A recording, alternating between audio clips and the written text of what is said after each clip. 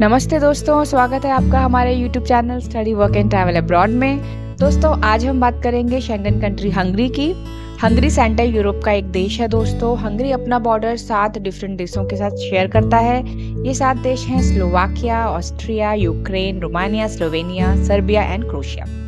इसमें से कुछ देश शेंगन रीजन का पार्ट है दोस्तों और कुछ देश यूरोपियन यूनियन का पार्ट है। शेंगन रीजन और यूरोपियन यूनियन क्या है, इसके बारे में हम एक सेपरेट वीडियो बनाएंगे। दोस्तों हंगरी की राजधानी बुडापेस्ट है और यहाँ पर जो मेन रिलीजन है, मतलब ज़्यादातर लोग जिस धर्म को फॉलो करते हैं वो है ईसाई धर्म। यहाँ की भाषा की बात की जाए दोस्तों तो यहाँ की जो मेन लैंग्वेज है वो हंगेरियन है। दोस्तों हंगेरियन मेन लैंग्वेज होने के कारण आपको एवरेज इंग्लिश नॉलेज होना बहुत ज़रूरी है अगर आप हंगरी में जाकर जॉब करने का सोच रहे हैं, अदरवाइज आपको कम्युनिकेशन का प्रॉब्लम होने वाला है। चलिए दोस्तों अब थोड़ा हंगरी की करेंसी के बारे में जानते हैं। हंगरी की करेंसी हंगेरियन फॉरेंट है। दोस्तों इंडिया का 1 रुपया लगभग 4.2 हंगेरियन फॉरेंट के बराबर होता है।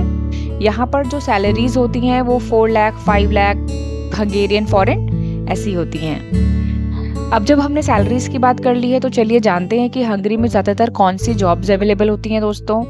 हंगरी में सबसे ज़्यादा डिमांड्स होती हैं दोस्तों क्लीनर्स की, कंस्ट्रक्शन वर्कर्स की, होटल इंडस्ट्री में काम करने वाले लोगों की और फैक्ट्री वर्कर्स की। तो दोस्तों चलिए जानते हैं कि अगर आप भी हंगरी जाकर नौकरी करना चाहते हैं और अपने परिवार को अच्छे से सपोर्ट करना चाहते हैं तो आपको कौन कौन से डॉक्यूमेंट्स की ज़रूरत पड़ने वाली है। सबसे पहला और सबसे इम्पॉर्टेंट डॉक्यूमेंट है दोस्तों आपका पासपोर्ट। ध्यान रहे कि आपके पासपोर्ट की वैलिडिटी एटलीस्ट 2 to 3 ईयर्स होनी चाहिए। आपको पुलिस क्लियरेंस सर्टिफिकेट की जरूरत भी पड़ती है दोस्तों, जिसे आपको मिनिस्ट्री ऑफ एक्सटर्नल अफेयर्स यानी कि विदेश मंत्रालय से अपोस्टिल करवाना है। बर्थ सर्टिफिकेट चाहिए दोस्तों, ये भी आपका MEA यानी कि मिनिस्ट्री ऑफ एक्सटर्नल अफेयर्स से अपोस्टिल होना चाहिए।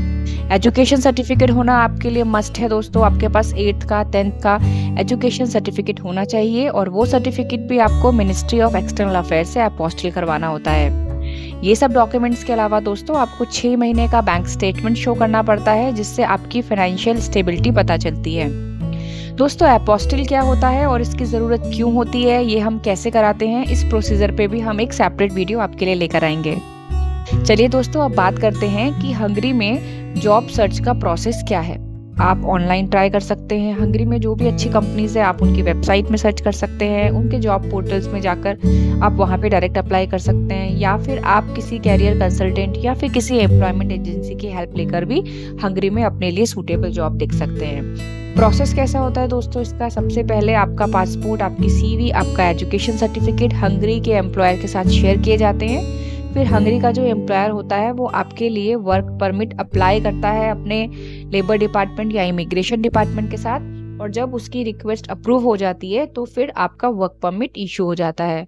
वर्क परमिट के साथ साथ दोस्तों आपका हंगरी का एम्प्लॉयर आपको कुछ और एडिशनल डॉक्यूमेंट्स देता है, जिन्हें हम सपोर्टिंग डॉक्यूमेंट्स कहते हैं। इन सपोर्टिंग डॉक्यूमेंट्स में दोस्तों आपका कॉन्ट्रैक्ट लेटर, आपका लेटर ऑफ इंटेंट और आपका एकोमोडेशन लेटर आता है।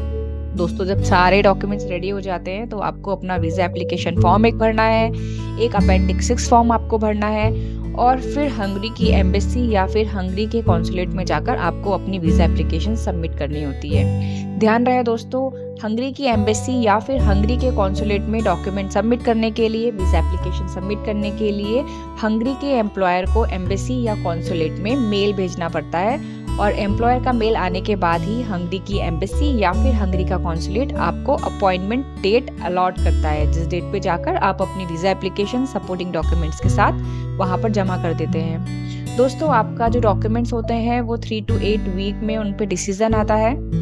अगर आपका वीज़ा किसी कारण से रिजेक्ट हो जाए तो आपको 7 से 8 दिन का टाइम मिलता है रीअपील करने के लिए।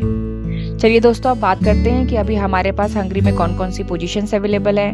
दोस्तों अभी हमारे पास जो वैकेंसीज हैं वो है factory packing worker, construction workers और क्लीनर्स की।